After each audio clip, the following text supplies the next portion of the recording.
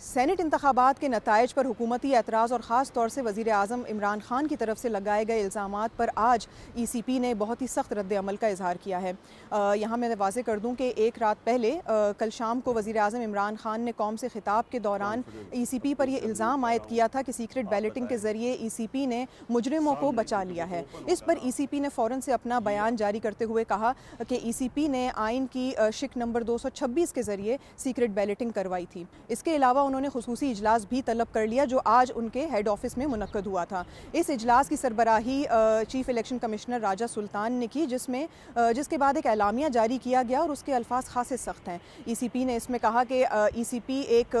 आइनी और आज़ाद इदारा है जो किसी की खुशनुदी की खातिर किसी भी तरह के नताइज को तब्दील नहीं कर सकता। साथ ही इदारे का ये भी कहना था कि हर इंसान में किसी भी किस्म के नताइज को तस्लीम करने की हिम्मत होनी चाहिए, सब्र होना चाहिए। उसके साथ ही उनका कहना था कि वज़ीर आज़म इमरान खान के ख़ास तौर से जो इल्ज़ामात उनकी तरफ से आयद किए गए हैं उनको सुनकर खासा दुख हुआ और इसके साथ ही उनका ये भी कहना था कि मुल्की इदारों पर कीचड़ ना उछालें। इसके फ़ौरन बाद ही वज़ीर इत्तलात शिबली फराज और वफाकी वज़ीर फवाद चौधरी साहब की भी प्रेस कॉन्फ्रेंस सामने देखने में आई, जिसके दौरान फवाद चौधरी ने कहा कि ECP को दुख का इजहार करने के बजाय शर्मिंदगी का इजहार करना चाहिए। साथ ही उनका ये भी कहना था कि ECP एक मोहतरम इदारा है और हमेशा मोहतरम रहेगा, लेकिन इमरान खान साहब ने अपने कौम से खिताब में सिर्फ कुछ बातों की निशानदही की थी जिससे उनको एतराज़ था। इसके साथ ही उनका ये भी कहना था कि कोई किसी भी तरह का मरासला जारी करने के बजाय ECP को अपने इक़दामात के ज़रिए तब्दीली लानी चाहिए।